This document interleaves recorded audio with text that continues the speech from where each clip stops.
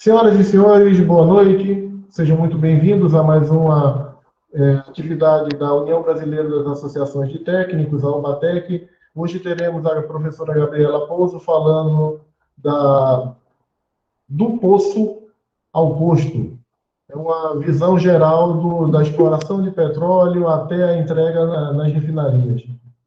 Professora Gabriela, seja muitíssimo bem-vinda à aula. A turma é da senhora. Augusto, eu agradeço imensamente o convite, é um prazer. Boa noite a todos que estão aqui presentes, me prestigiando, né, nessa apresentação. Eu vou projetar, então, aqui na tela a minha apresentação para a gente poder começar. Eu queria só confirmar se o áudio está bom, se está dando eco. Perfeito. Não, está perfeito. Ótimo, joia. Então, vamos lá.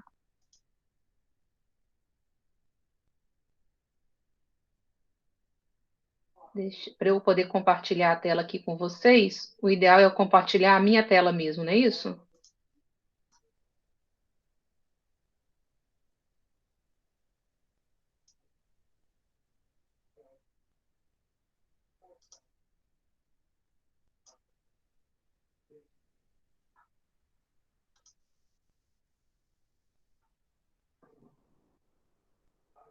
Vocês podem confirmar para mim se vocês estão me ouvindo e visualizando a tela da apresentação? Perfeitamente. Joia. Então, eu vou... Isso, vendo? Professora, só embaixo, tá essa pequena tela que está aparecendo do Google Meet, clique em ocultar. Isso, pronto. Joia.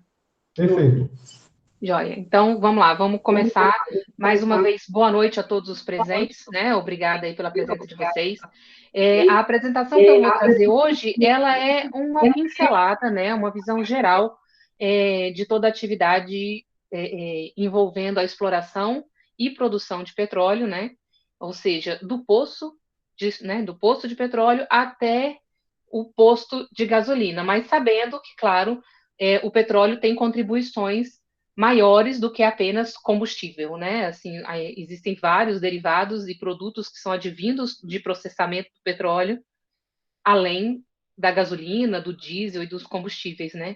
Que a gente costuma utilizar. Mas meu nome é Gabriela Grande Pousa, eu sou química, formada pela Universidade de Brasília, com mestrado na área de físico-química e atualmente empregada da Petrobras, trabalho na área de perfuração de poços de petróleo. Especificamente, a minha especialização é voltada para a área de perfuração. Mas a apresentação aqui vai contemplar todo o processo.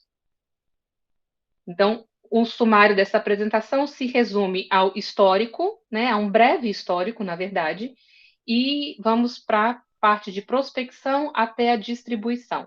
Todo o caminho aí que o óleo percorre do momento em que ele é extraído, né, até o momento em que ele chega no consumidor final, no caso especificamente dos combustíveis. Então, a primeira perfuração de um poço de petróleo, ela data aí de 1919, foi realizada no município de Mallet, né, no Paraná, e o poço chegou a 84 metros, no entanto, não foi encontrado óleo nesse poço, mas já foi um pontapé inicial para o início da exploração de petróleo e gás no Brasil. Em 1937, a nova Constituição estabeleceu que as concessões para explorar as riquezas minerais poderiam ser estendidas a brasileiros ou empresas constituídas por acionistas brasileiros. Enfim, a nova Constituição estabelece que existe um monopólio, né, da exploração das riquezas minerais restritos a empresas nacionais. E o Decreto de Lei 319 institui o Conselho Nacional de Petróleo com a função, com a tarefa de regulamentar o setor. A primeira descoberta de petróleo no Brasil aconteceu no Recôncavo Baiano, em 1939, um poço de terra, né? Em 3 de outubro de 1953, a Lei 2004 criou a empresa Petróleo Brasileira S.A., Petrobras. Tá? Na fala do presidente, à época, Getúlio Vargas, constituída com capital, técnica e trabalho exclusivamente brasileiros, a Petrobras resulta de uma firme política nacionalista no território econômico. É, portanto, com satisfação e orgulho patriótico que hoje sancionei o texto de lei aprovado pelo Poder Legislativo que constitui novo marco na nossa independência econômica. Então, a partir dessa data, foi criada a empresa estatal Petrobras, responsável pela exploração e produção de petróleo no Brasil. Na década de 80, a gente tem um marco bem importante, porque com a descoberta de grandes campos de petróleo no mar, né, em lâminas d'água, né, em profundidades de lâmina d'água mais elevadas do que a gente estava acostumado, né, a gente tinha já exploração no mar, porque a maior parte do petróleo brasileiro, né, a maior parte dos campos de petróleo estão no mar, as maiores reservas estão lá, e a gente trabalhava com lâminas d'água de até 300, 400 metros de profundidade. A descoberta de dois grandes campos na década de 80, que é o campo de Albacora, que foi descoberto em 1984, e o campo de Marlim, em 1985, foram grandes estímulos, né, para incentivar a criação desse programa de inovação tecnológica e desenvolvimento avançado em águas profundas e ultraprofundas da Petrobras, para viabilizar a produção de óleo e gás nesses campos, cujas as lâminas d'água eram superiores a 1.000 metros de profundidade, né, conhecidas como áreas de lâminas d'água profundas. Mais tarde, esses poços, né, essa exploração foi estendida também para lâminas d'água ainda mais profundas, acima de 2.000 metros e chegando até 3.000 metros de lâmina d'água de profundidade. E as operações de exploração e produção de petróleo e demais atividades ligadas a esse setor foram um monopólio conduzido pela Petrobras, decretado lá pela nova Constituição, até o ano de 1997, quando, no governo Fernando Henrique, a exploração de petróleo e gás foi aberta, né, para que outras empresas da iniciativa privada pudessem também explorar petróleo e gás no Brasil, e não só empresas nacionais, mas também empresas estrangeiras. Então, atualmente, nós temos mais de 50 empresas aptas, né, e que atuam na área de exploração e produção de petróleo no Brasil, algumas brasileiras, muitas brasileiras, outras estrangeiras, como Monadarco, Chevron, Equinor, Shell, Statoil, além da própria Petrobras. Em 2007, a gente tem o início das atividades de exploração no pré-sal, e o primeiro óleo de Jubarte foi extraído em 2008. O pré-sal é um marco importante na história do petróleo no Brasil, porque são reservas gigantescas, né? São reservas muito grandes, maiores do que aquelas do pós-sal que a gente tinha encontrado na lâmina d'água profunda, como Albacora, Marlim, Roncador, e esses campos de petróleo que já eram grandes campos comparados com aqueles de terra, né? O pré-sal ele engloba aí reservatórios muito grandes e áreas muito extensas com potencial de produção muito grande, inclusive com o potencial para autonomia em produção de petróleo pelo Brasil, né, em termos de relação de produção e demanda. Em tese, o pré-sal poderia garantir aí, ou pôde garantir aí, essa autonomia na produção de petróleo. Em 2012, foi dado início à produção do primeiro campo do pré-sal, né? O primeiro óleo extraído ainda não era o primeiro óleo de um campo em produção e desenvolvimento, né? Ele era um primeiro óleo experimental, exploratório. De fato, a produção do primeiro campo do pré-sal foi no campo de Baleia Azul, na Bacia do Espírito Santo, no ano de 2012. Em 2018, a gente comemorou aí, né, os 10 anos de produção do pré-sal, chegando à marca de produção de 1,5 milhão de barris de petróleo por dia no pré-sal, né, no pré-sal e pós-sal englobado, tá? A marca de produção total da empresa. Então, agora a gente vai partir para a parte prática, né? Como a gente encontra um campo de petróleo, uma vez que a gente encontra esse campo, como a gente perfura um poço, como a gente extrai o petróleo e todo o caminho que ele percorre até passar pelo processo de refino, enfim. Tudo começa com a exploração, né? Que consiste na localização das jazidas, que são esses reservatórios. Reservatórios são grandes blocos de rochas, né, rochas permeáveis, que contêm ali nos seus interstícios, né, ou nos seus poros, o óleo propriamente, que é o que a gente pretende extrair. Então, as jazidas são esses grandes reservatórios que são grandes rochas.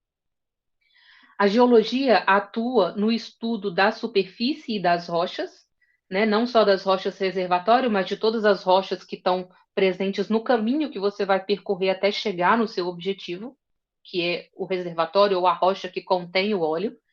E a geofísica realiza os estudos sísmicos para localizar a profundidade, em que rocha tem óleo, em que rocha, por exemplo, tem água, porque nós não temos só reservatórios de óleo, né, reservatórios rochosos de óleo. Nós temos também reservatórios rochosos de gás, reservatórios rochosos de água, e muitas vezes eles estão aí no caminho do estudo para se determinar aonde você vai perfurar um poço para iniciar aí a exploração de uma área, né?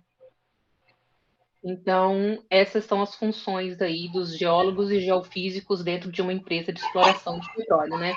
Eles vão determinar aí a espessura, a profundidade, o comportamento do reservatório, que tipo de fluido, né, está contido naquele reservatório, uma estimativa de localização e tudo, para que sejam dadas as primeiras orientações para perfuração, tá? Então, aí aqui eu trago algumas figuras de estudos geológicos e de formações, né? Aqui na costa brasileira, a gente tem uma extensa área que é dividida em bacias, né? Se você olhar que essas divisões, elas dividem aqui as bacias, bacia do Espírito Santo, bacia de Campos, bacia de Santos, onde a gente tem grandes blocos, que são grandes regiões, onde estão delimitadas essas formações rochosas que contêm óleo, onde a gente perfura poços para explorar, né, e produzir esse óleo. A lâmina d'água que a gente se refere é aqui, ó, é a distância entre a superfície da água do mar até o solo marinho. Né, para poços de lâmina d'água profunda e ultraprofunda, essa profundidade aqui está, né, entre 1.000 e até 2.000. Atualmente, em alguns poços de campos do pré-sal, a gente perfura lâminas d'água de 2.500, 2.600 metros de profundidade. Então, a lâmina d'água refere-se a essa coluna de água até chegar no leito do solo marinho. E, uma vez aqui no leito do solo marinho, os reservatórios estão em profundidades diversas. Né? A gente começa perfurando aqui formações compostas principalmente de areia, formações mais inconsolidadas, mais frágeis, e conforme você vai aprofundando na perfuração do poço, você vai encontrando formações mais competentes, né, mais resistentes, até por conta da própria compactação e da pressão que existe ali com as formações rochosas acima. Né? A origem dessas formações rochosas, ela data aí de tempos geológicos, né?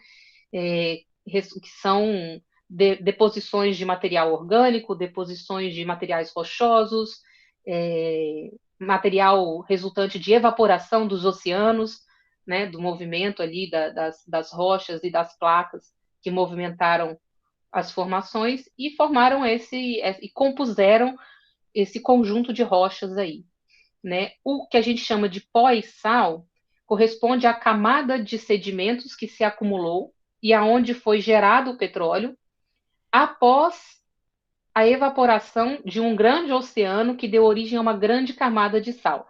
Então, em tempo geológico, tudo que foi sedimentado primeiro está mais profundo. Então, todas aquelas formações que estão mais próximas do leito marinho são Aqui, eu formações estou sem mais câmera aqui no jovens. telefone. Oh, perdão? Ok. Todas essas formações que estão aqui mais próximas do leito do solo marinho são formações mais jovens. Quanto mais profundo, mais antigas, né? Então, elas sedimentaram primeiro. Então, o pós-sal uma camada reservatória, uma camada rochosa reservatória formada principalmente por areia, né, ou arenitos, e ela se depositou há menos tempo. Enquanto o pré-sal é uma camada rochosa que se depositou há mais tempo. E a gente encontra ela abaixo dessa extensa camada de sal. Né? É uma camada mais profunda. Então, os poços de petróleo do pós-sal são poços, digamos assim, mais rasos, e aqueles poços de petróleo do pré-sal são poços mais profundos, onde a gente perfura até formações mais antigas. E geralmente a natureza da formação é diferente. Os reservatórios do pré-sal, eles são de origem carbonática, eles são rochas de carbonato, né? E não rochas de areia. Aqui a gente tem algumas imagens de sísmica e de estudo de composição rochosa, de formação, né, de áreas que são mais altas e mais baixas. O relevo dessas rochas ele não é homogêneo, né? Você tem ali anticlinais, que são áreas mais elevadas, áreas mais vales, né, mais profundos. Então isso aí faz tudo parte dos estudos geológicos da área. E aqui nessa imagem pequena aqui são imagens de rocha mesmo. Isso aqui são amostras de calha que a gente chama, que são pedaços de rocha que a gente recupera na superfície durante a operação de perfuração. Então a contribuição da geologia para a nossa área, ela está aí bem no início mesmo para poder determinar aonde nós vamos perfurar. E uma vez que a geologia indica aonde nós vamos fazer a perfuração do poço, ou seja, olha, nós temos aqui esse campo e vamos perfurar nessa área. Aí entra a parte da perfuração, onde a gente vai mobilizar uma plataforma, né, no caso, uma sonda de perfuração, para a locação designada pela geologia, para iniciar a perfuração do poço. Um poço de petróleo, seja ele em terra ou em mar, ele é perfurado em fases. A gente nunca perfura um poço em uma etapa só. Normalmente a gente perfura ele em 3, 4, 5 fases e o projeto do poço vai depender muito do tipo de rocha que você vai atravessar durante a perfuração, da profundidade do poço, de onde está o teu objetivo. Então ele é perfurado em etapas. O local é definido pela geologia. O primeiro poço que é perfurado num campo, um campo que ainda não foi explorado, a gente chama de poço exploratório. E ele geralmente não é um poço que vai ser utilizado posteriormente para a produção. Ele é um poço geralmente perfurado com o objetivo de estudar, né? Estudar o campo, estudar a área, às vezes até delimitar também para a gente ter ideia de qual a altura daquele reservatório, de qual é a extensão daquele reservatório. Então, o poço exploratório geralmente é um poço de estudo, e obviamente que o principal objetivo dele é confirmar a presença de óleo naquele reservatório apontado pelos estudos geológicos. Na sequência, uma vez feito o estudo do campo, né, e realizado o poço exploratório, que pode ser um poço exploratório só, mas pode ser mais de um também, depende do tipo de estudo que está sendo conduzido, a gente começa a partir para os projetos de poços de desenvolvimento. E aí sim, são poços otimizados, preparados com a finalidade, né, assim, projetados com a finalidade de produzir petróleo naquele campo. Então, inclusive, até o número de poços que serão perfurados também é estudado para que a gente tenha o melhor aproveitamento daquele campo.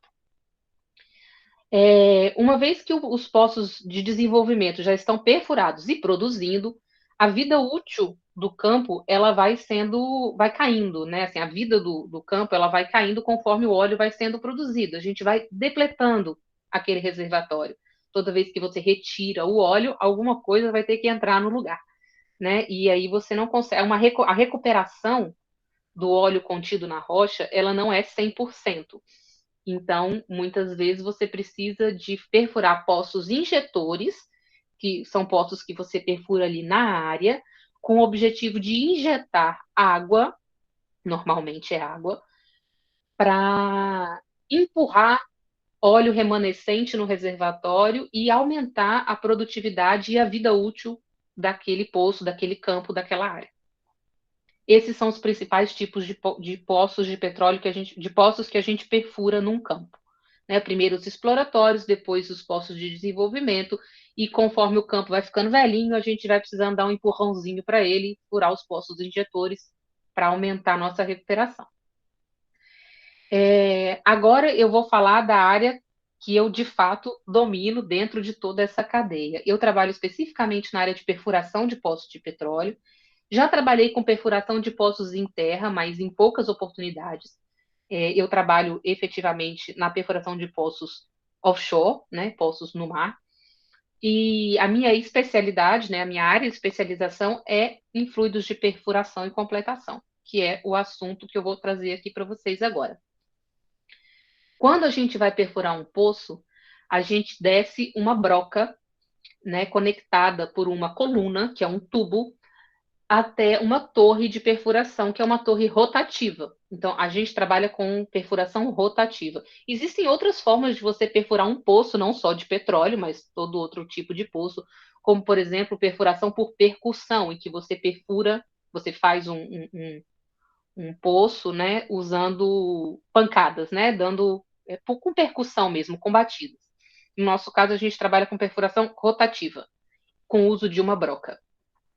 E uma das funções do fluido de perfuração é viabilizar essa perfuração.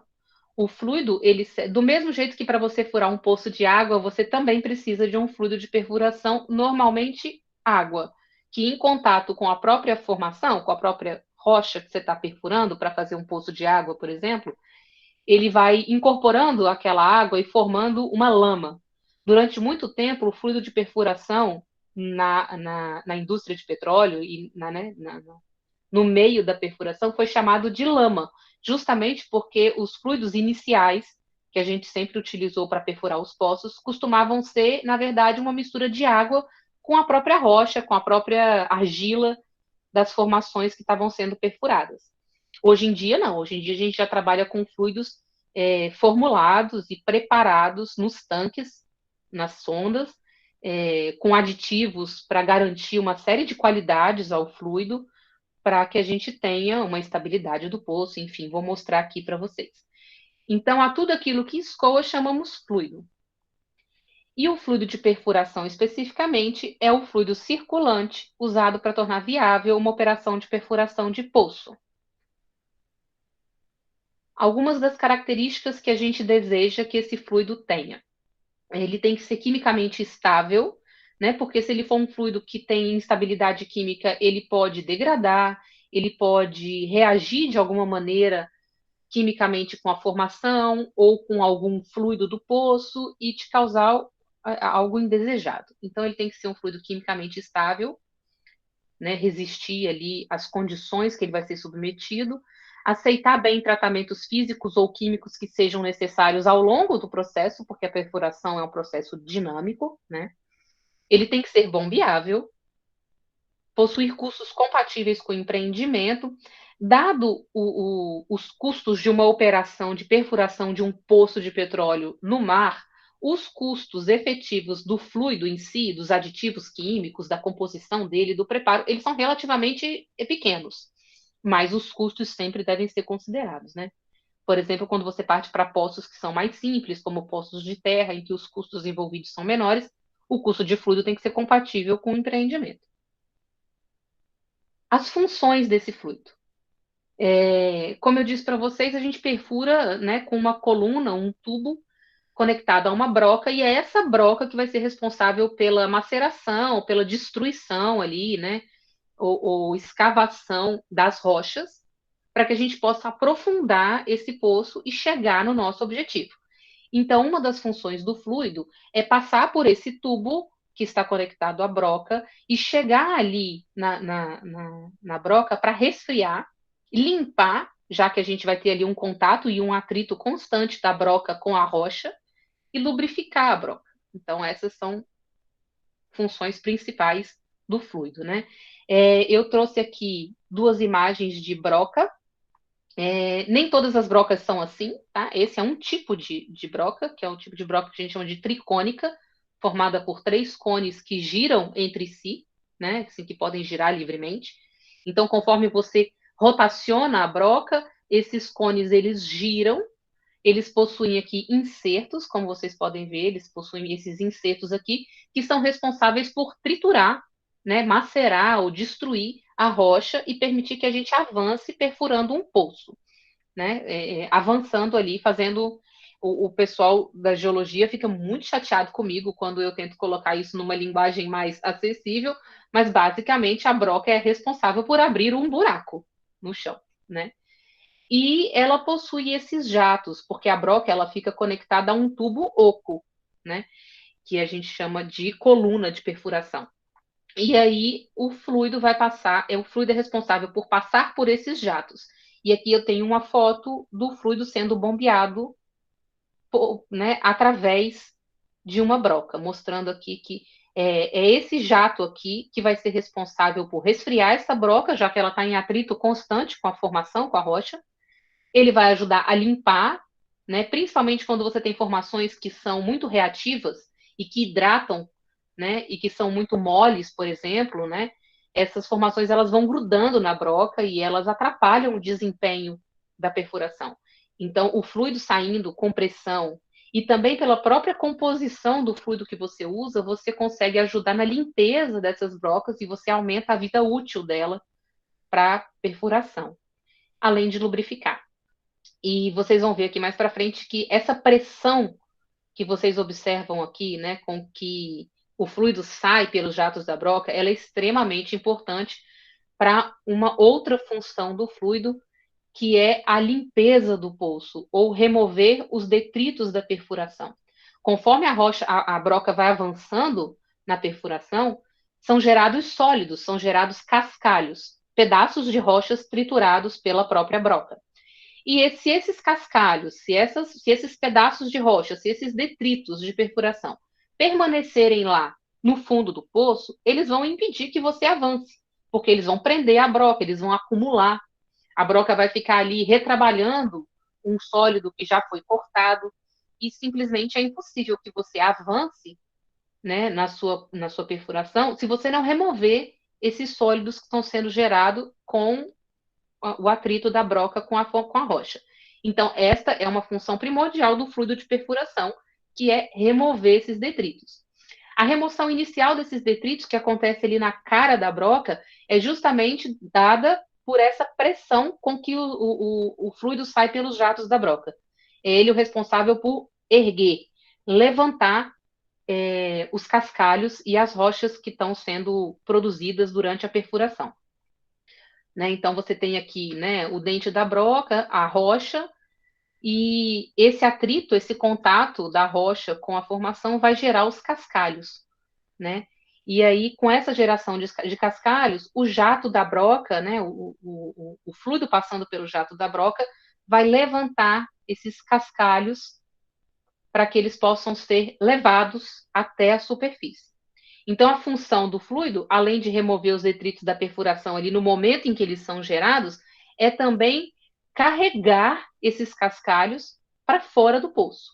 No caso de uma perfuração em terra, ele vai carregar esses cascalhos até a superfície, né, ali até o solo, né, até a parte onde está a sonda em cima ali perfurando. E no caso da perfuração offshore, na perfuração no mar, o fluido tem que transportar o cascalho por todo o poço, por toda aquela coluna de água, através de um tubulão, que a gente chama de riser, que é como se fosse um umbilical que conecta a sonda ao fundo do mar, né, ao poço que está sendo perfurado.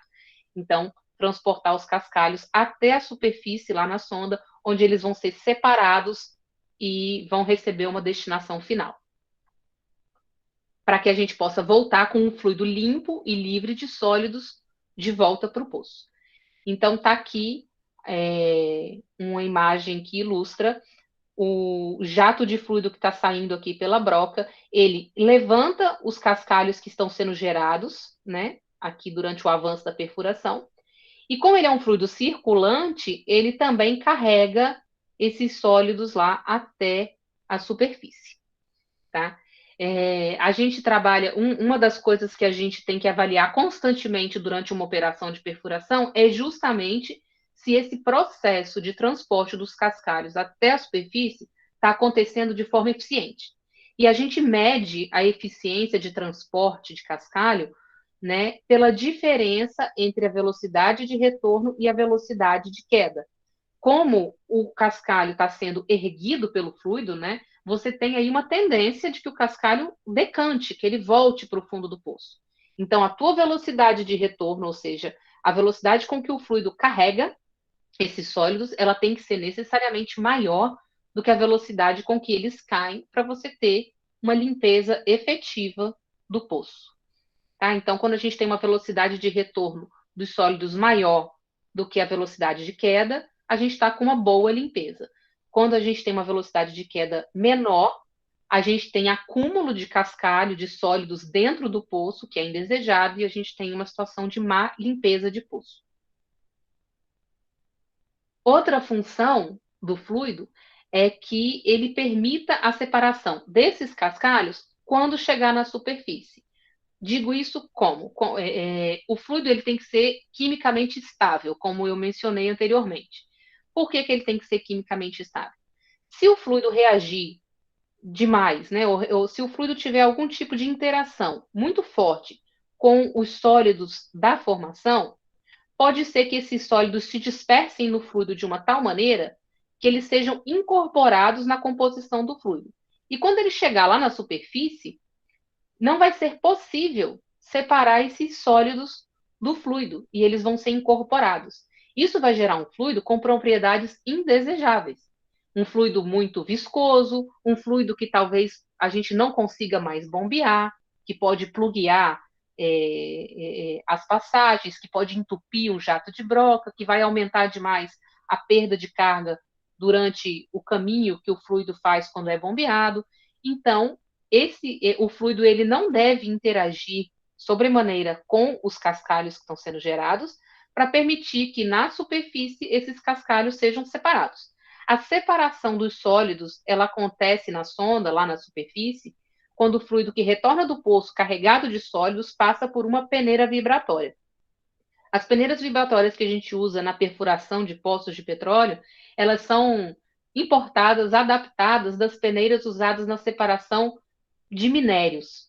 É o mesmo tipo de peneira vibratória adaptada à separação fluido-sólido, o que nos causa, por vezes, alguma dificuldade nessa separação, porque a peneiração de minerais é uma separação sólido-sólido, né? E aqui na nossa atividade, a gente trabalha com uma separação líquido-sólido. Então, muitas vezes, dependendo da configuração das peneiras, essa separação pode não ser muito eficiente e a gente tem, por vezes, necessidades de tratamentos adicionais do fluido que não seriam necessários se o peneiramento fosse mais eficiente. Hoje, já existem empresas especializadas nessa área de controle de sólidos, de separação de sólidos para as atividades de perfuração de poços de petróleo. Então, hoje a gente já tem equipamentos que são desenhados e fabricados com essa finalidade, que não são mais adaptados da área da mineração. Então, hoje a gente tem já peneiras com capacidades de processamento e separação excelentes, o que facilita bastante o nosso trabalho nessa área. Outra função do fluido também é ter a capacidade de manter os cascalhos em suspensão. De modo geral, enquanto a gente está perfurando um poço, a circulação é constante. Então, você mantém a bomba ligada o tempo todo e o fluido de perfuração fica circulando o tempo todo, né? Por vezes, a gente precisa parar essa circulação. Ou porque a gente teve algum imprevisto, ou porque a gente teve algum problema, quebrou uma bomba, precisou parar. Ou então porque a gente precisa fazer uma conexão, né? Assim, você já aprofundou o seu poço, chegou no seu limite e você precisa acrescentar mais tubos para poder ir a profundidades maiores. Então, existem momentos em que a gente tem a parada de bomba, ou seja, o fluido que está ali circulando por dentro, por dentro da coluna de perfuração, saindo pelo jato da broca e passando pelo espaço anular, carregando os sólidos, ele pode parar, né? Por qualquer motivo, essa circulação pode parar. Então, o fluido que a gente usa na perfuração dos poços, ele precisa ter propriedades que permitam que, quando o fluido está circulando, ele apresente bombeabilidade, ele apresente baixa viscosidade, e quando ele está parado, é como se ele tivesse que formar um mingau, uma papa. Ele tem que ficar viscoso, ele tem que segurar os sólidos e impedir que eles decantem, né? Esse tipo de fluido específico que a gente trabalha para perfuração de poços de petróleo é um fluido do tipo não newtoniano, que são fluidos que apresentam comportamentos diferentes da água, por exemplo, que é um fluido newtoniano, quando submetidos a altas taxas de cisalhamento ou baixas taxas de cisalhamento. Então, essa é uma função muito importante, porque se num evento, por exemplo, de quebra de bomba, em que você tem o seu anular, né, da coluna com o poço muito carregado, e o fluido não for capaz de segurar esses sólidos em suspensão por um tempo, é claro que ele não vai conseguir segurar aqueles sólidos ali eternamente, mas ele tem que ser capaz de quando está parado, sustentar uma parte desses sólidos, pelo menos, para evitar, por exemplo, que numa parada dessas, a decantação desses sólidos se acumule aqui na broca e prenda a broca.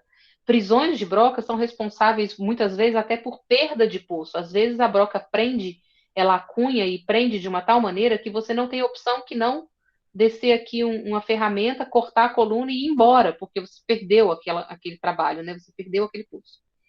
Então, manter os cascalhos em suspensão é uma propriedade que a gente espera do fluido de perfuração. E a essa propriedade a gente dá o nome de tixotropia, que é a propriedade que o fluido não newtoniano tem de gelificar quando em repouso e manter os detritos em suspensão, evitando que eles decantem ou retardando, né, de forma significativa essa decantação. Então, a tixotropia, ela envolve essa questão do comportamento do fluido em repouso ou em movimento. Então, quando o fluido está em repouso, ele gelifica, né? Ou seja, ele fica mais viscoso, mais espesso, garantindo essa suspensão dos detritos. Quando você começa a cisalhar o fluido, ou seja, quando você começa a bombear e você vai botando pressão ali, e você vai voltando a dar movimento para aquele fluido, quando ele vai voltando a circular, esse gel ele se quebra, a viscosidade do fluido, quando você entra com a bomba e você começa a botar pressão, a viscosidade vai subindo, subindo, subindo, até você ter um pico de pressão. E aí você quebra o gel do fluido e ele passa a ficar fluido, fino, né? Pouco viscoso de novo. E aí a gente diz que em altas taxas de cisalhamento, ou seja, quando o fluido está circulante, ele está com uma viscosidade mais baixa. E aí essa viscosidade mais baixa permite que ele seja bombeado, né? E que ele carregue os sólidos até onde a gente precisa que eles sejam levados, né? Então, ao iniciar o bombeio, o gel se quebra e o fluido volta a fluir, transportando esses detritos até a superfície, que é a nossa principal intenção com a circulação de fluido dentro do pulso. Outra função também importante é permitir uma adequada avaliação da formação geológica, ou seja, o fluido não deve contaminar o cascalho. Como eu já falei aqui, né, o ideal é que ele seja quimicamente estável e não interfira nos cascalhos. Por quê? Porque quando a gente separar esses sólidos lá na superfície, uma das funções dessa separação, além, obviamente, da qualidade da operação, é que a gente possa recolher esses sólidos na superfície e que a geologia possa estudar esses cascalhos para fazer uma correlação com aqueles estudos iniciais, para ter certeza de que aqueles estudos iniciais que indicavam, olha, quando a gente for perfurar esse poço, nós vamos passar por esses tipos de rocha. O cascalho é o testemunho vivo de que a gente atravessou de fato aquelas rochas esperadas, né? Ou não, ou que a gente encontrou, por exemplo, as rochas que não estavam mapeadas para aquele poço ou para aquela área. Outra coisa que o cascalho permite é que a gente avalie o estado do poço, a qualidade do poço. Dependendo do tipo de broca que eu uso, o meu cascalho vai ter um desenho, vai ter uma forma, né? Eu tenho brocas que trabalham raspando a parede do poço, quando a gente vai perfurar, por exemplo, perfurações que são mais moles. Então, um cascalho de uma broca PDC, que a gente fala que é uma broca que raspa, ele é um cascalho que parece aquele sorvete que você pegou com a pazinha, né? Com aquele pegador de sorvete. Quando você passa ele, você vê que foi um cascalho que foi raspado, como esse da foto. Esse cascalho aqui da foto é um cascalho típico de formação argilosa, ou seja, é uma formação mole e pegajosa, normalmente que hidrata bastante, ou seja, que se em contato com água ela vai dissolvendo, como essas argilas mesmo que a gente observa na superfície, que a gente usa para fazer trabalhos, por exemplo, né? É uma formação argilosa. E você vê aqui a marca dos insertos da broca que rasparam o poço, né? Esse é um exemplo de um cascalho muito íntegro, muito estável. Você consegue ver pelo cascalho que o fluido não reagiu, porque se o fluido tivesse reagido, ele ia estar todo melado, ele ia estar todo derretido, ele ia estar todo hidratado. Ele não ia ter esse formato bem resolvido. Então, até a forma como esses sólidos chegam na superfície nos indicam se a nossa perfuração está indo bem e se o nosso poço está com uma qualidade boa ou não. Já esses cascalhos que a gente vê aqui nessa pá, eles são indicativo de que não está muito bem o nosso poço, porque eles são indicativos de que o poço está desmoronado. Quando o fluido não é suficiente, quando a pressão exercida pela coluna do fluido, né, a pressão hidrostática, não é suficiente para sustentar as paredes do poço, pode acontecer das paredes daquele poço ali que está perfurado começarem a desmoronar. E um cascalho desmoronado, ele é um cascalho todo quebrado, todo explodido, cheio de pontas, como esses aqui que a gente pode ver nessa pá. Então aqui você tem, nitidamente pelo cascalho que está retornando, você vê que esse poço está desmoronando, né? Ele não tem, a parede dele não está estável e ele está desmoronando. Então tá aí a outra função do fluido, que é manter a estabilidade do poço, tá? É, existe uma pressão dentro das rochas. Quando você perfura um poço, ou seja, quando você abre um buraco naquela rocha, você cria um ponto de alívio de tensão, né? Nessa região aqui onde você perfurou, tinha rocha, agora não tem mais. Então você altera todo o estado de pressão nessa região, porque você tem uma coluna de rocha em cima da outra, você tem uma pressão nessa rocha que tende a desmoronar o poço, né? Desestruturar essa parede. A pressão de fora para dentro do poço, ela tende a colapsar o poço. Então, uma das funções do fluido é manter as paredes do poço estáveis. Isso a gente faz com a densidade do fluido, porque é a coluna hidrostática de fluido que vai garantir a estabilidade das paredes do meu poço. Mas não só a estabilidade das paredes, tá, do poço. A gente também tem que garantir que fluidos indesejados, né, no caso óleo ou água ou gás, durante a perfuração, a gente não quer que o poço produza esses fluidos. A gente não quer produzir óleo durante a perfuração do poço. A gente quer produzir óleo depois que o poço estiver pronto.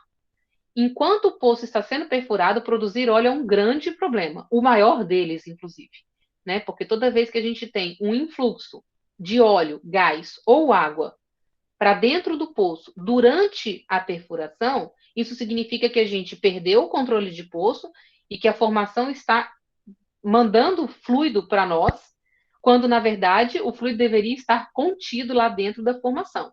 A ideia é que a produção seja controlada. Uma produção de fluido do poço de forma descontrolada, a gente chama de kick, né? Quando entra fluido da formação para dentro do poço durante a perfuração, a gente diz que a gente levou um kick, a gente tomou um influxo. Se esse influxo for grande o suficiente para preencher todo o poço de óleo e esse óleo ou gás chegar até a superfície, a gente tem um blowout, que é quando a gente perdeu completamente o controle do poço e agora é o poço que está controlando a gente, é o poço que está produzindo óleo por vontade própria, sem que a gente consiga contê-lo. Esse, em tese, é o pior acidente que a gente pode ter numa operação de perfuração, é um blowout. Então, aquelas imagens que a gente vê em filmes, daquele poço de petróleo maravilhoso, jorrando assim, com muita pressão, aquele monte de óleo para cima, aquilo é o pior acidente que pode acontecer durante a perfuração de poço de petróleo. É tudo aquilo que a gente não quer quando a gente está fazendo um poço. Tá? Então aqui eu vou voltar, eu tenho imagens aqui, né, de situações. Então assim, manter a estabilidade do poço. O fluido ele tem que controlar as pressões, né, justamente para evitar um desmoronamento e também para evitar que o fluido que está na formação entre de forma indesejada no poço. Mas ele também tem que proteger a parede do poço. Por vezes, a gente pega uma rocha, uma formação que é inconsolidada, que é frágil. Uma das funções do fluido, que contém sólidos na composição dele também, é selar a parede do poço para evitar, por exemplo, que ela fique toda arrombada, que a gente venha lixiviando essa parede do poço e abrindo uma cavidade ali de tamanho diferente do diâmetro da broca, porque isso pode atrapalhar os processos que vão envolver ali a finalização desse poço. Então, o ideal é que se a gente está perfurando um poço com uma broca de 8,5 polegadas, o que eu quero é que aquele poço tenha 8,5 polegadas de diâmetro. Eu não quero que ele fique maior do que isso, né? Eu não quero que ele fique alargado. Então, o fluido também ele serve para preservar a integridade da parede do poço. E aqui é o exemplo do kick, né? Quando a sua coluna hidrostática de fluido, né? Quando a pressão exercida lá embaixo, no fundo do poço, não é suficiente para conter a pressão do fluido que está na formação e ele entra, o fluido sai da formação. O fluido que eu digo normalmente é óleo ou gás, tá? Porque kick de água não chega até a superfície. Kick de óleo e gás é um pouco mais problemático. Então, mas de qualquer maneira, quando o fluido que está contido na formação invade o poço por falta de pressão, né, de coluna hidrostática, você tem um kick. Né? E aí um kick, uma das formas de você detectar que houve um influxo para dentro do poço é que você tem um volume de fluido nos tanques. Quando você recebe fluido da formação, você está ganhando volume, e aí você percebe lá no tanque da superfície que o teu nível de fluido no tanque está aumentando, o que não é normal, já que você está bombeando fluido para o poço, está avançando. Então você deveria estar abastecendo o poço. Se você está aumentando o volume na superfície, é porque tem alguma coisa entrando que você não gostaria que estivesse lá. E um outro problema também é quando a gente erra para mais. Quando a coluna hidrostática de fluido é muito grande, ou quando o peso de fluido, a densidade do fluido é muito alta, a pressão exercida pela coluna de fluido pode ser tão grande que, em vez de eu manter a estabilidade do poço, eu vou começar a injetar o meu fluido de perfuração dentro do poço. E a esse fenômeno a gente chama de perda de circulação. O que eu quero é que o fluido passe pela coluna, saia pelos jatos da broca, venha pelo espaço anular e chegue até a superfície com os cascalhos. Eu não quero injetar o fluido na rocha. Eu não quero fazer uma injeção. Então, quando você tem, por exemplo, peso, densidade excessiva, né? Quando o teu fluido está com peso, que a gente chama de peso, mas na verdade o parâmetro é a densidade. E você tem uma hidrostática de fluido, uma pressão muito grande no fundo, você pode induzir perdas de circulação, que é quando você está injetando fluido de perfuração na rocha. Também é um problema, porque a gente perde o controle do que a gente está fazendo. O fluido de perfuração não deve ser danoso à equipe e ao meio ambiente, porque ele é um fluido que é manuseado pela equipe, pelas pessoas na superfície, e muitas vezes é um fluido que vai ser descartado. Ou ele vai ser descartado em terra, ou ele vai ser descartado em mar, independente do ponto onde ele vai ser descartado, ele não deve ser danoso ao meio ambiente. Ele não deve interferir no monitoramento do poço e avaliação das formações, como eu falei, deve ser estável, quimicamente estável. Ele não deve reduzir a produção do poço, ou seja, o fluido não deve danificar o reservatório. O fluido, ele possui sólidos, mas esses sólidos que estão na composição do fluido de perfuração, eles não podem pluguear os poros da rocha. Porque se isso acontecer, quando a gente for botar o poço para produzir, o óleo não vai ter por onde passar. E aí a gente diz que a gente causou um dano na formação. A gente plugueou os caminhos por onde o óleo que vai ser produzido deveriam passar. O fluido não pode fazer isso. Ele não pode danificar os equipamentos, né? Propiciar corrosão, ou até mesmo desgaste excessivo, né, dos equipamentos. E aí, depois do fluido de perfuração, eu vou falar um pouco das sondas. Nós temos sondas terrestres, como essa daí. Essa foto é de uma sonda, vocês podem ver que ela está cercada de floresta, porque essa é uma sonda de perfuração atuando na região do Amazonas, lá em Urucu. Então, as perfurações em terra lá, elas acontecem em áreas remotas, muitas vezes no meio da mata, né? A gente tem uma autorização para abrir uma clareira, instalar os equipamentos que chegam aqui nessas áreas remotas, todos por helicóptero. Você monta ali toda a estrutura, fura o poço e depois que está tudo pronto, quando o poço vai lá, está pronto para produzir, você delimita uma área aqui, né, onde vai ficar a cabeça do poço e a árvore, e depois você deixa a mata crescer de volta. Mas esse é um exemplo típico de sonda terrestre. Né? Aqui é a torre de perfuração, aonde o tubo é conectado para que a gente possa fazer o avanço, né, com a broca. E aí a gente tem sondas marítimas, que são estruturas muito maiores, são navios ou plataformas. No caso aqui tem um navio, né? E aqui uma plataforma. Na verdade, para a Marinha, tanto faz, ambos são embarcações, né? E são as sondas que vão perfurar os poços no mar. Essa daqui, essas duas primeiras são sondas que são semissubmersíveis, ou seja, elas são sondas flutuantes. Essa sonda daqui é uma sonda de jaqueta. Essas pernas dessa sonda, elas ficam cravadas lá no solo marinho. Então, esse tipo de sonda de perfuração serve para perfurar poços em lâminas d'água que a gente considera rasas, de até 300 ou até 400 metros. E essas aqui, que são as flutuantes, elas que vão perfurar os poços de lâmina d'água profunda e ultraprofunda. E aqui tem um retrato de algumas plataformas. Né? A plataforma fixa para lâmina d'água mais rasas, a autoelevatória, que também é uma plataforma fixa, plataformas semissubmersíveis e navios sondas que são flutuantes e ficam conectados ao poço por esses umbilicais que a gente chama de riser. Depois que o poço é perfurado, a gente vai completar o poço. Completar o poço nada mais é do que equipar ele para que ele possa produzir o petróleo, produzir o óleo, né, até a superfície.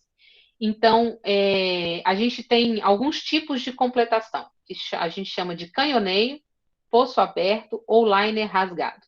Aqui a gente tem um desenho de um poço, né, e aqui a gente tem a formação, e a gente desceu um revestimento, que é um tubulão de aço. Esse revestimento tem como função segurar a parede do poço, depois que a gente tirar o fluido de lá, né? Uma vez que você terminou de furar o poço, você vai descer esses tubulões, que a gente chama de revestimento, para estruturar o poço, para dar estrutura para ele.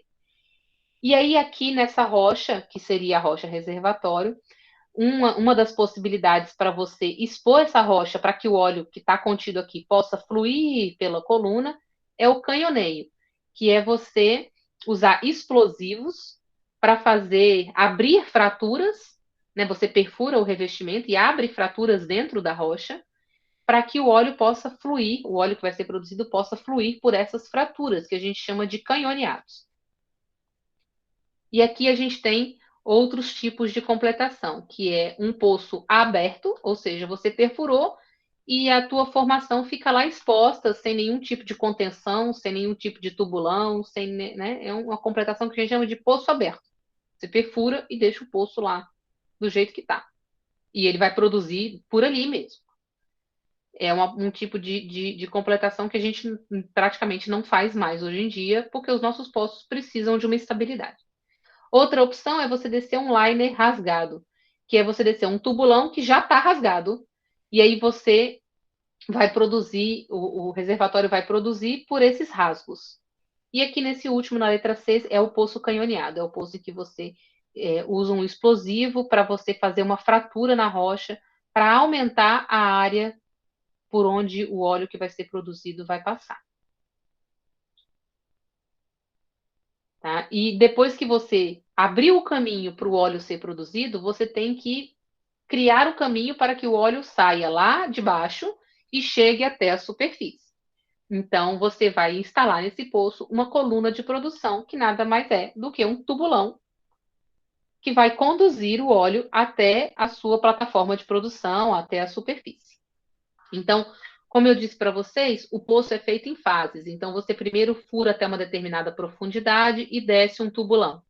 Depois você vem com uma broca de diâmetro menor, fura até uma profundidade maior, desce um novo tubulão, né, um novo revestimento, e depois você vem com uma broca de diâmetro menor e você fura até a sua profundidade de objetivo, né, até a rocha que você quer encontrar, que é o reservatório. Então, o último revestimento que você desce, que é o último tubulão que você desce, que é o de diâmetro menor, ele é o que a gente chama de revestimento de produção. Dentro desse revestimento de produção, a gente desce uma coluna equipada com um conjunto de válvulas, várias válvulas, né? Válvulas de segurança para você poder fechar o poço, né? Interromper o fluxo quando for necessário. Válvulas para que você possa fazer injeção de produtos químicos quando for necessário algum tratamento ali, tanto no reservatório como dentro da coluna, né? alguns mandris, né, que também são válvulas, para que a gente possa fazer injeção de gás quando esse poço já estiver lá fraquinho e não estiver mais produzindo sozinho, a gente injeta gás por aqui para diminuir a densidade do óleo e fazer com que ele suba sozinho, né, que ele seja surgente. Um poço que tem pressão suficiente, um reservatório que tem pressão suficiente para produzir o óleo e elevar, né, elevar o óleo até a superfície sozinho, sem nenhuma ajuda, a gente chama de poço surgente. É um poço cujo reservatório tem pressão suficiente para projetar o óleo e gás lá do fundo até a superfície. Ao longo da vida produtiva do poço, ele perde essa surgência, porque ele vai ficando depletado e as pressões envolvidas ali elas vão diminuindo. E aí o reservatório não tem mais pressão acumulada o suficiente para produzir os fluidos do poço e elevá-los até a superfície. Nessas horas, a gente precisa de fazer uma estimulação ou uma elevação artificial. Então, a gente, antes de falar sobre essas estimulações, a gente vai continuar, perdão, a completação do poço aqui. Então, descemos a coluna, equipamos o poço com essa coluna, que é por onde o óleo vai ser produzido, né? Ele vai ser produzido aqui e vai passar por dentro da coluna até chegar lá na superfície. E lá na superfície, ou no caso dos poços marítimos, lá no solo marinho, né? A gente vai instalar uma árvore de Natal. A árvore de Natal nada mais é do que um conjunto de válvulas que permitem o acesso e o controle do poço durante a sua vida produtiva. Então, uma árvore de Natal é um conjunto de válvulas, válvulas que dão acesso, né, à coluna, válvulas que dão acesso ao anular do poço, né, da coluna com revestimento de produção, e válvulas que permitem você fechar o poço numa situação de necessidade. E aí eu trouxe aqui um exemplo em relação às dimensões. Tudo aquilo que a gente usa nos poços em mar é meio grande demais, né, quando comparado com os equipamentos que a gente instala em terra. Então, essa é uma árvore de Natal, e vocês podem ver aqui que é um conjunto de válvulas, né? Tem até aqui os acionamentos manuais, mas além dos acionamentos manuais, a gente tem acionamentos remotos também. Essa é uma árvore de Natal instalada num poço de terra.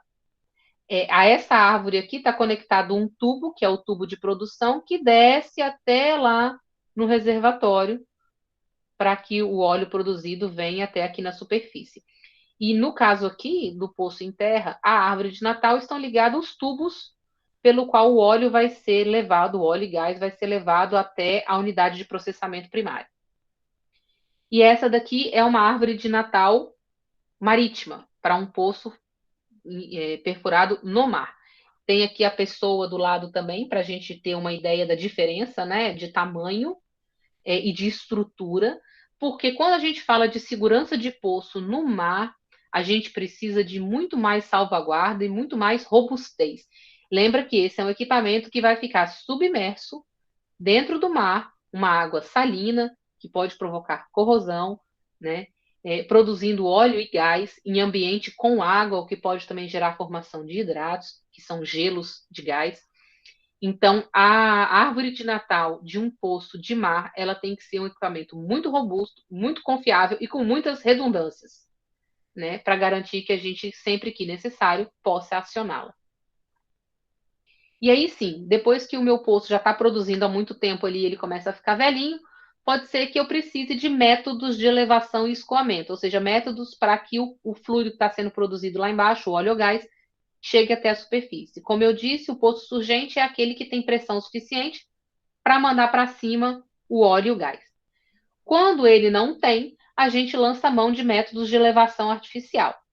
A injeção de água através daqueles poços injetores, que são poços perfurados ali nas proximidades, em que a gente vai injetar água e essa água vai empurrar o óleo do reservatório para dentro dos poços produtores. Outra forma de elevação artificial é a injeção de gás, quando normalmente CO2. Mas você pode injetar metano também. A injeção de gás por aqueles mandris que estão presentes na coluna de produção, ela reduz a injeção de gás no fluido, né, no óleo. ela reduz a densidade do óleo e aí ela permite que a pressão remanescente do reservatório eleve esse óleo agora que ele está com a densidade menor, já que ele foi misturado com o gás. E a outra opção, que é a que a gente usa em poços de terra, é o bombeio mecânico, né? Com o cavalo de pau, por exemplo. Mas você também pode ter bombeio mecânico de fluido no mar. Você usa bombas centrífugas submersas para isso, que são as BCS. E aqui tem um arranjo submarino com várias possibilidades de ligações, de arranjos de conexão de poço até as suas plataformas. Então, por exemplo, você tem aqui um manifold, né, que seria um grande conjunto de válvulas de distribuição, com poços ligados a esse manifold e todos eles ligados a uma plataforma. Ou você pode ter vários poços ligados mais distantes ou poços mais próximos. Gabriela, boa noite. Pois não. Boa noite. Fernando, a injeção de vapor não é mais utilizada na Petrobras, não? Oi, desculpa, não entendi a sua pergunta. A injeção de vapor superaquecido não é mais feita na Petrobras, não? Não nos poços de mar. Eu não sei se o pessoal faz injeção de vapor em poços de terra, mas em poços de mar não tenho conhecimento. Não é também minha área de domínio, mas geralmente os poços em que a gente faz injeção, mas pode ser feito. Injeção de vapor é uma opção também. Ah, sim, sim. Injeção de vapor em poços injetores, eu já vi o pessoal fazer. Mas eu não sei te dizer se o pessoal faz isso em mar. Hoje em dia o pessoal tem usado mais poços injetores de água. Sim, sim. Beleza? Consegui tirar tua dúvida? Sim, sim. Porque aqui em terra a gente faz, tanto aqui no Rio Grande do Norte, Sergipe, a gente O pessoal faz. faz injeção de vapor superaquecido, né? Com a finalidade Isso. de reduzir a viscosidade, né? Aquecer o óleo e reduzir a viscosidade. Ah, sim. Como faz a injeção de gás, né? No gás lift. No mar, eu realmente não conheço, não sei dessa prática. E como eu tenho pouco contato com as operações de produção em terra, de produção em mar também, né? Não tenho tanto contato assim. Realmente eu não tenho muita familiaridade, mas eu sei que o pessoal faz injeção de vapor, sim. Também faz. Mas talvez seja mais nos poços de terra. Eu não tenho conhecimento de injeção de vapor nos poços de mar, mas eu posso procurar saber. Tá ok. Tá joia? Tá joia. Beleza. E uma vez que os poços entram, os poços são completados e eles entram em produção, eles vão ser levados até as unidades de processamento primário, tá? Nessas unidades de processamento primário de petróleo, que podem ser plataformas no mar, né? Você pode fazer o processamento primário do petróleo ainda lá no mar, nessas FPSO, né? Nessas grandes plataformas de processar, que tem plantas de processamento primário, ou você pode, ou o óleo que está sendo produzido pode ser armazenado em navios tanque, e aí esse navio tanque leva o óleo até uma unidade de processamento primário, por exemplo, em terra, né? E o objetivo do processamento primário de petróleo é separar as primeiras grandes frações do que é produzido pelo poço, que é separar o gás, o óleo, a água e tratar essas correntes de maneira a adequá-las aos padrões de envios, né? Então, assim, se você vai fazer um primeiro enquadramento no óleo para poder enviar ele para a refinaria, você vai fazer um pré-tratamento do gás, né, na planta de processamento primário, e vai fazer também um tratamento da água, cujo destino ou vai ser injeção ou vai ser descarte, e aí isso depende da planta e do desenho para aquela determinada unidade de processamento primário.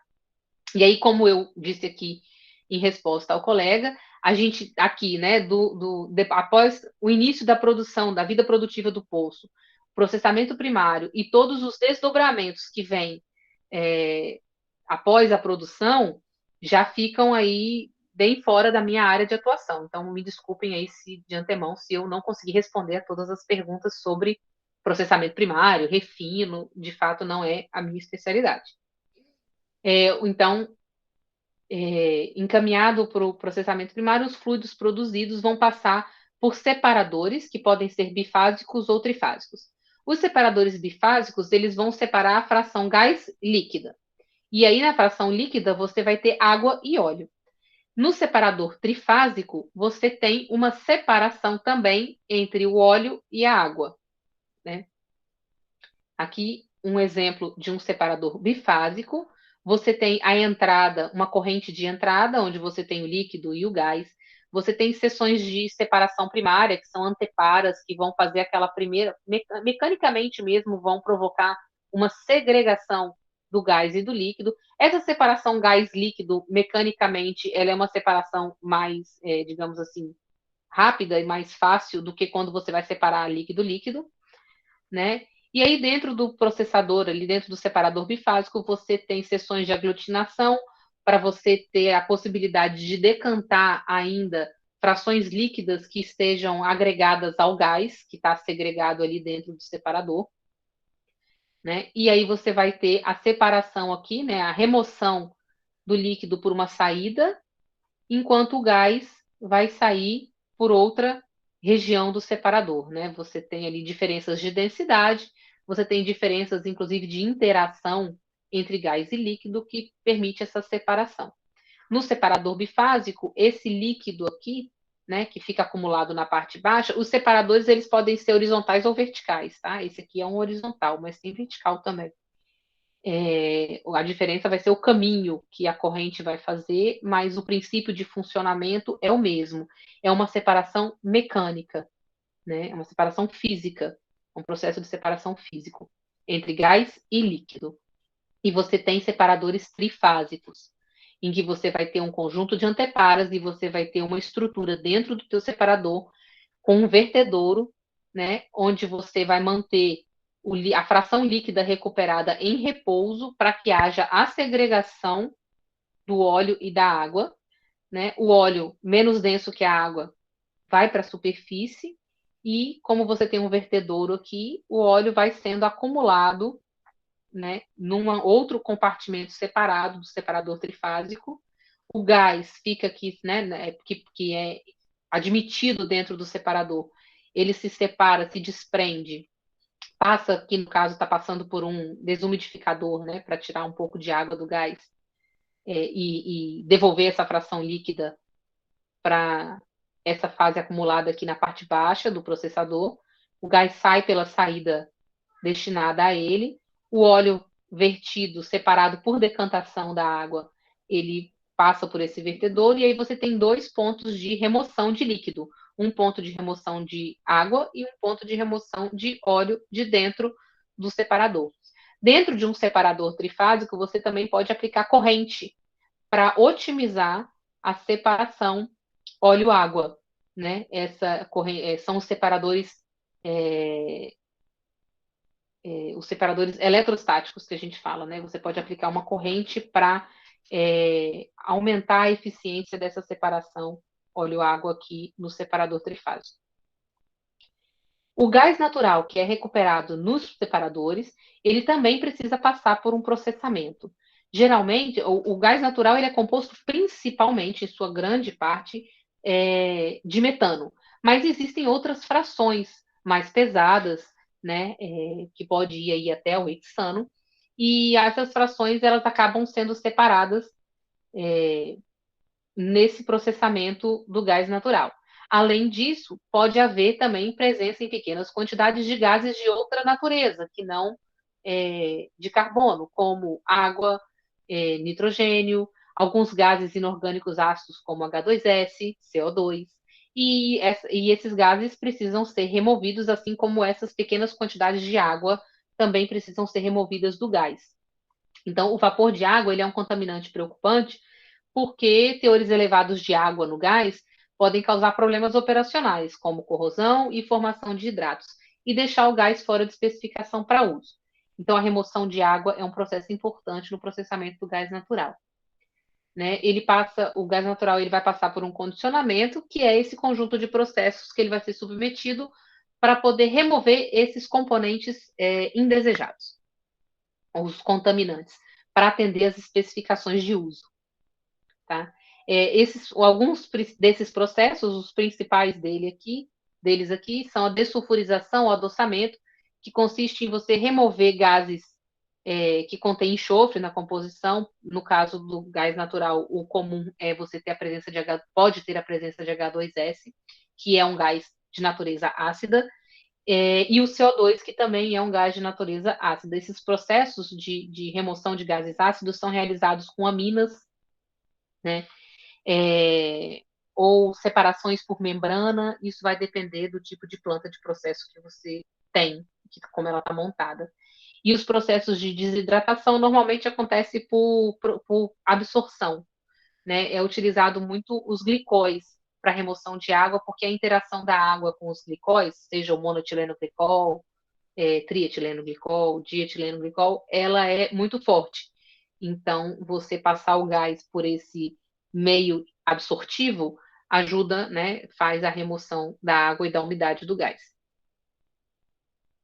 O tratamento do óleo recuperado nos separadores consiste na remoção de água e quebra de emulsão, usando, por exemplo, os separadores eletrostáticos, né, que vão trabalhar com correntes elétricas, que vão facilitar, que vão viabilizar a segregação do óleo e da água, quebrando eventuais emulsões. Emulsões são dispersões de líquidos não solúveis em meios, né, contínuos. Por exemplo, a água não é solúvel no óleo, né? Ela não forma uma solução com o óleo. Mas se você tiver aditivos ou se você formar micelas que estabilizem a dispersão da água no óleo, ela vai formar uma emulsão. Então a água vai ficar como se fosse um sólido disperso no óleo e a separação, a segregação da água do óleo se torna mais dificultosa quando você tem formação de emulsão. A quebra de emulsão, ela é acelerada pelo separador eletrostático porque uma corrente elétrica desestabiliza essas micelas que a gente fala, né? Essas estruturas que mantêm a água estável ali, emulsionada no óleo, e aí faz com que essas partículas de água dispersas coagulem, né? Que elas se juntem e precipitem, separando do óleo. Outra forma também de você quebrar a emulsão é você usar aditivos químicos quebradores de emulsão, que vão reagir também, ajudando na separação da água do óleo. A água recuperada também passa por tratamento, né, em plantas de tratamento de água. E aí você vai ter... porque essa água recuperada, ela é uma água oleosa, né? Então, ela vai ter que passar ali por uma planta de tratamento de água, onde você vai adicionar quebradores de emulsão, vai passar por floculadores para poder agregar sólidos e impurezas que podem ter vindo nessa corrente de água, né?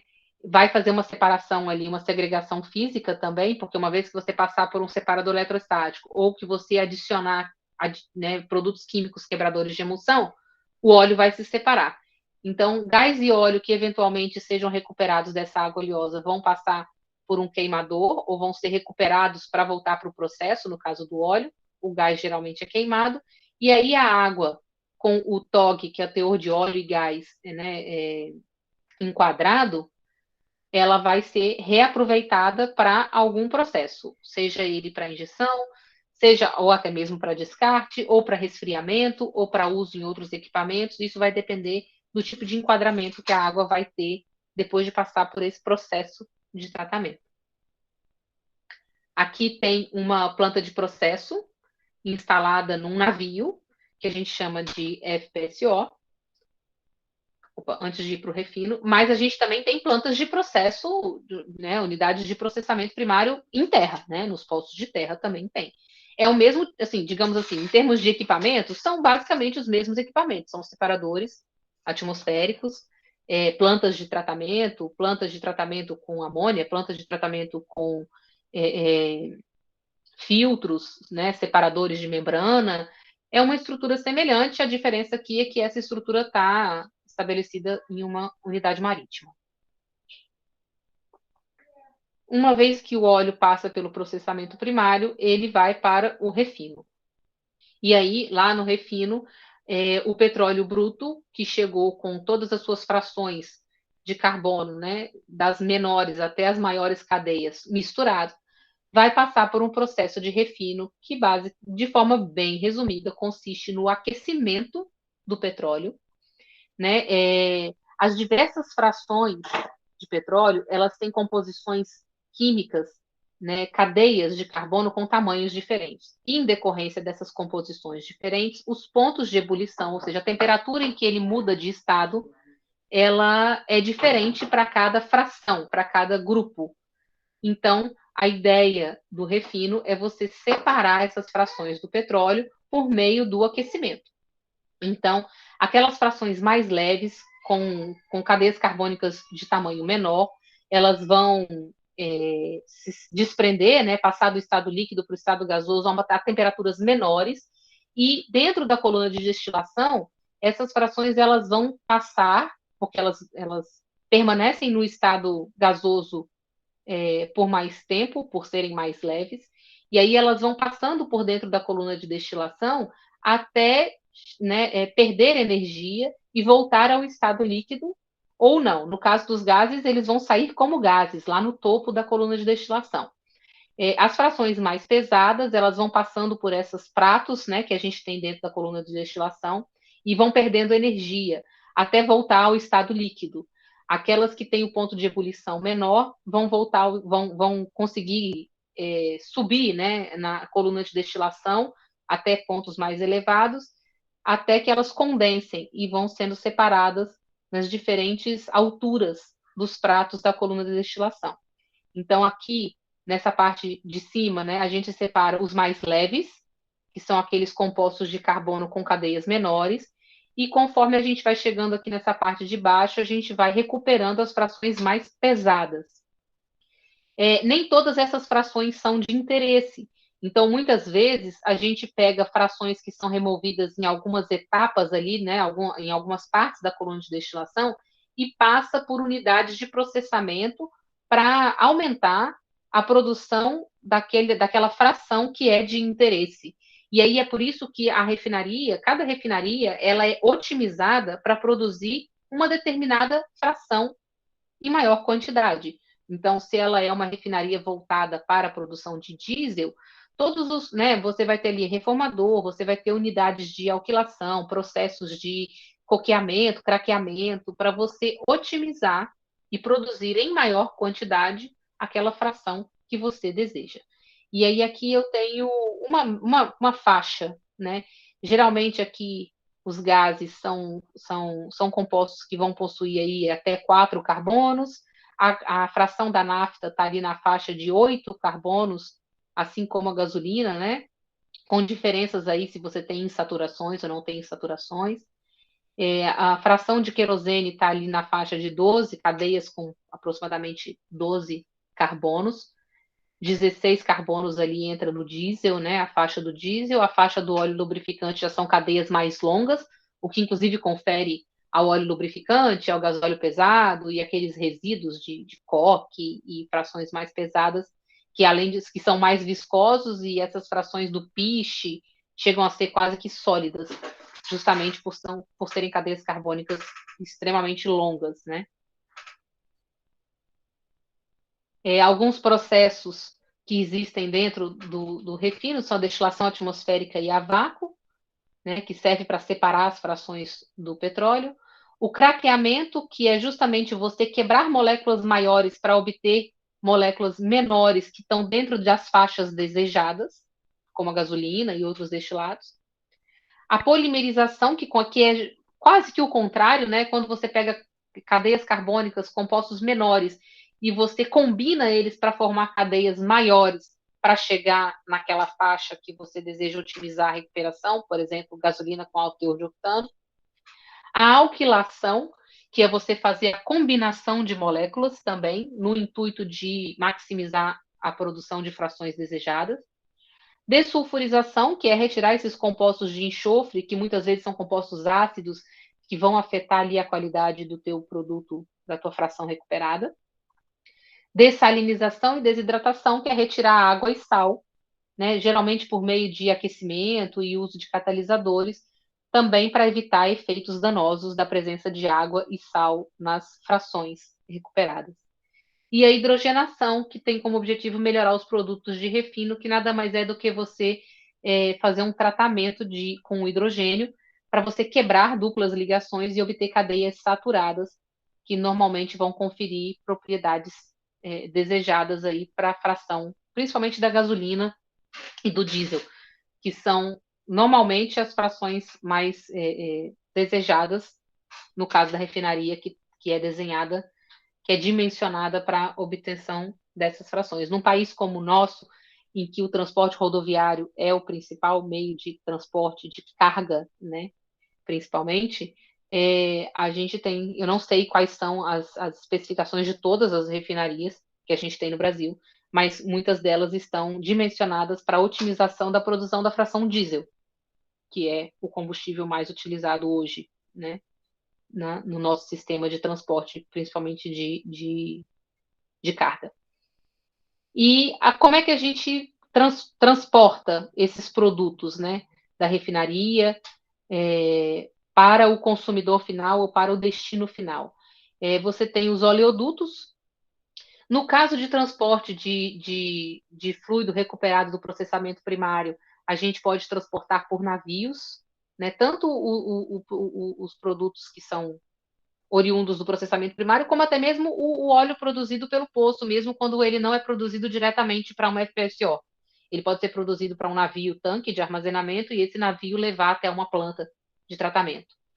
Então, você tem oleodutos, gasodutos, aqui algumas imagens, né? Tanques também, né? Você vai armazenar em tanques, então você tem tanques de armazenamento de óleo, de GLP, tanques de armazenamento de gás e transporte.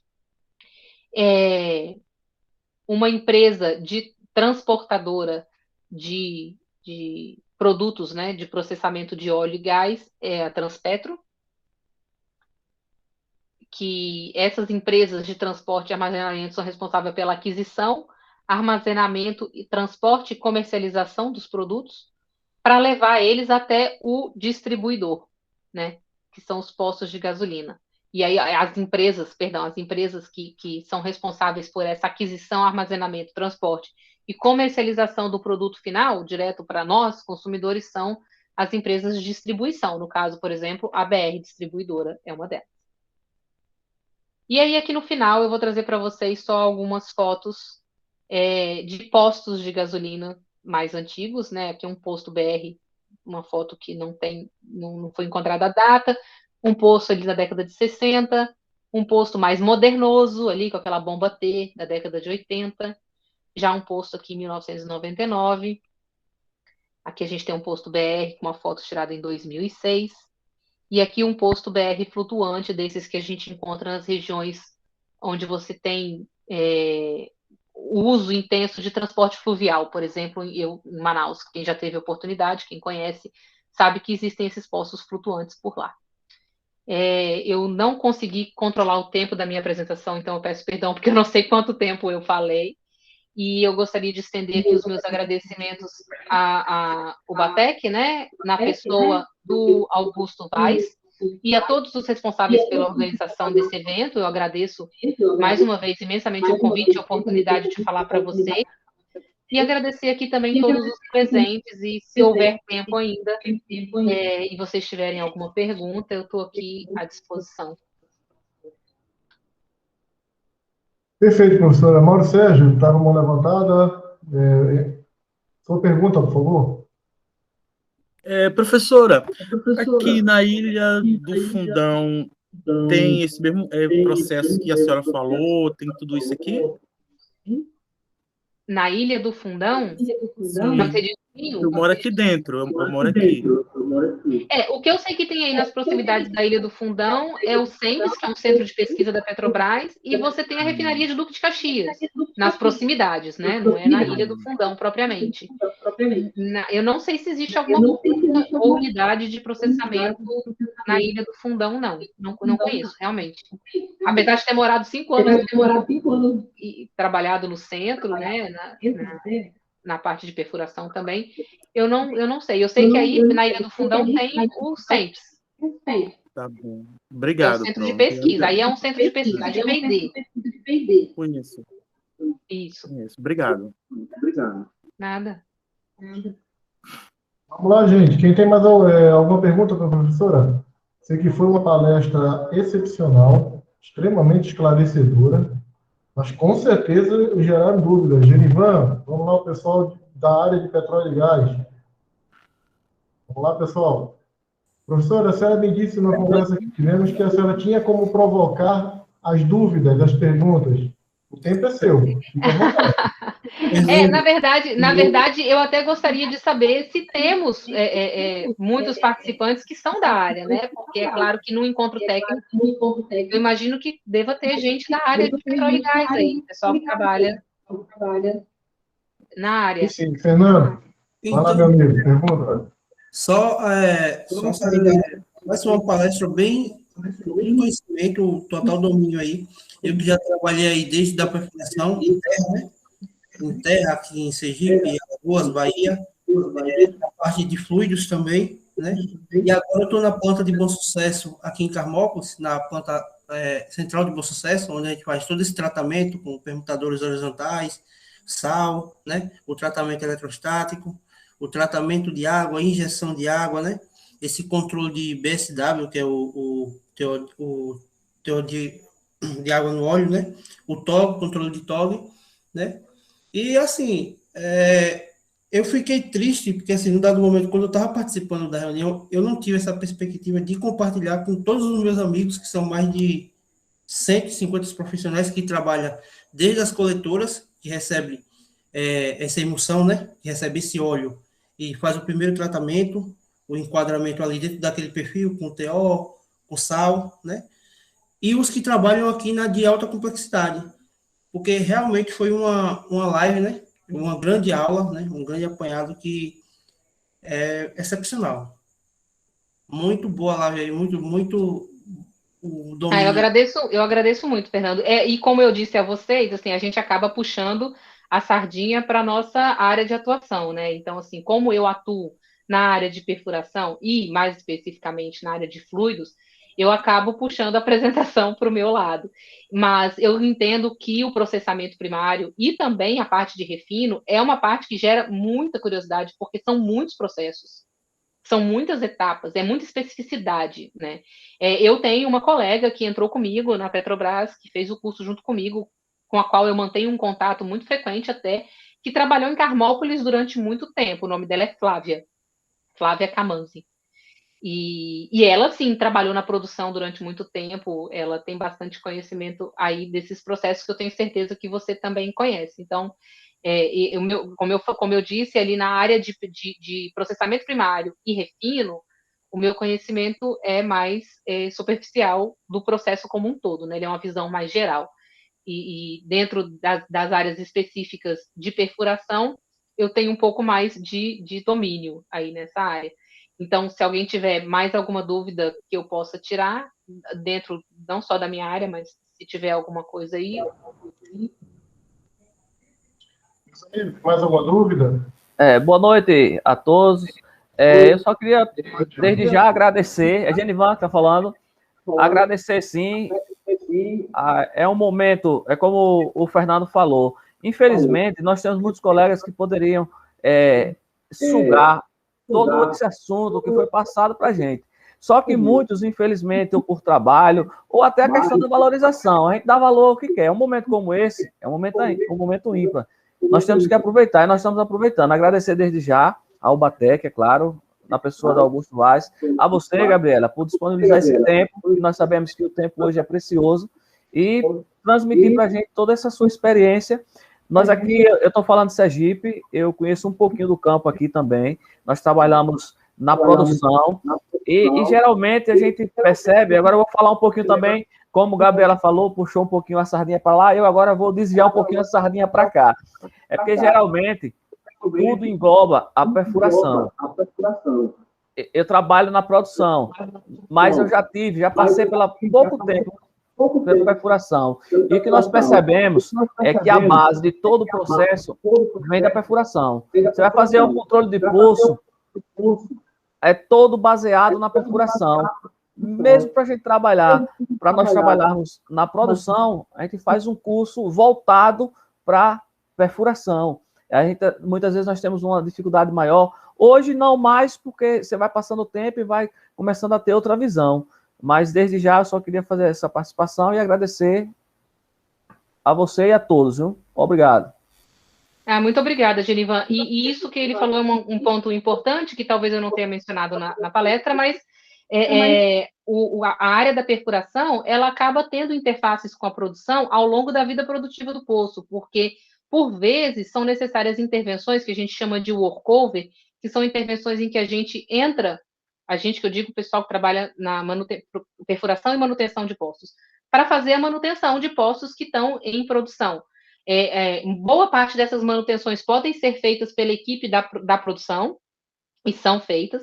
As questões que envolvem segurança de poço, todas elas, na verdade, são as mesmas, tanto para a área de poço, perfuração, como para a área de produção.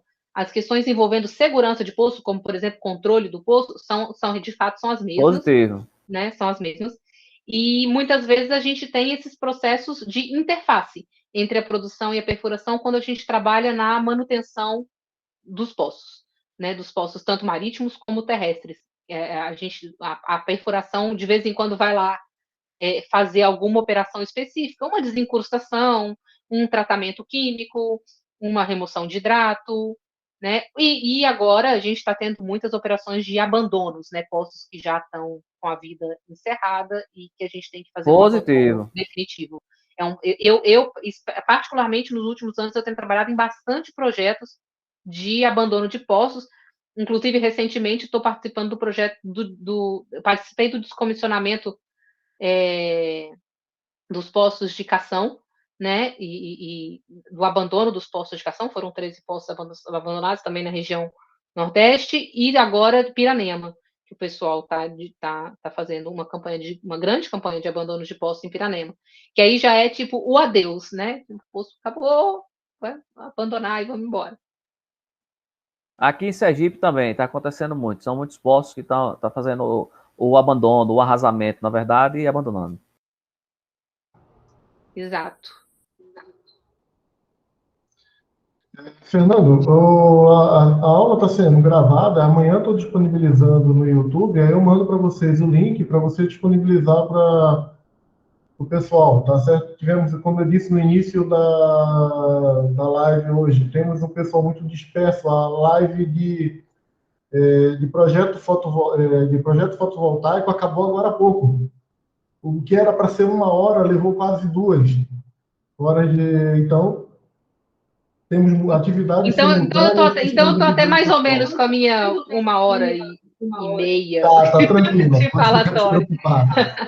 E eu Pessoal, me coloco aqui à disposição, tá, Augusto? Eu me coloco aqui à disposição de todos. Se vocês, na minha apresentação, tinha o meu e-mail, mas se por um acaso não foi possível anotar, vocês fiquem à vontade. Meu e-mail é Gabriela Pousa, que é o primeiro nome e último, @gmail.com. Se vocês quiserem fazer alguma pergunta, se surgir alguma dúvida, vocês podem ficar à vontade, me mandar dúvidas por e-mail, eu vou ficar satisfeita em responder. Se não souber a resposta, vou procurar com os meus colegas da produção, tá? E a gente responde aí qualquer dúvida que possa surgir.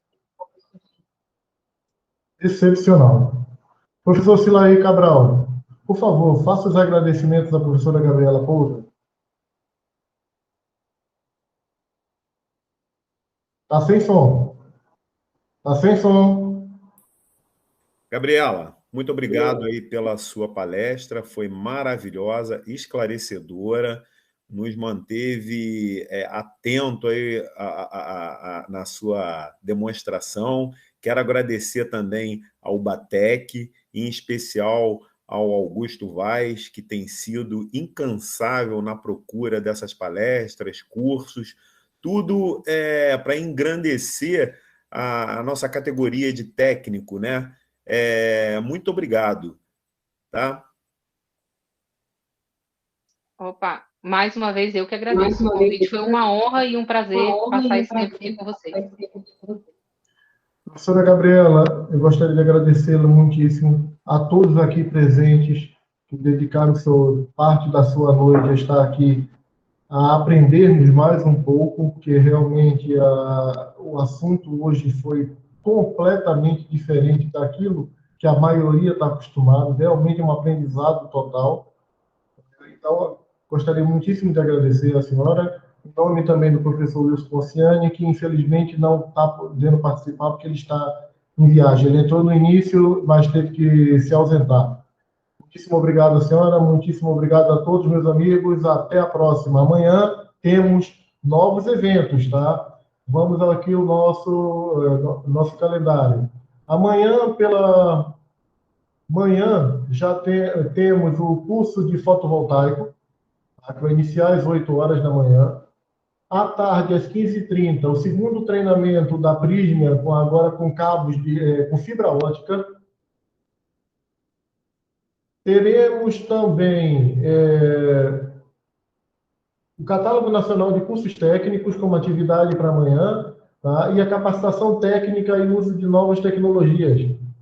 Então, serão as atividades de amanhã. Então, ou seja, temos curso pela manhã, curso pela tarde e 2 lives, ou melhor, mais uma live pela tarde e uma live à noite. Meus amigos, muitíssimo obrigado. Tá? Boa noite a todos. Professora, foi um prazer. Seu João Américo, meu amigo. Professora Rosemira, tchau para vocês, gente. Foi um prazer. Boa noite a todos. Tchau, gente. Muito obrigada. Boa noite a todos. Boa noite a todos. Obrigado, boa noite a todos.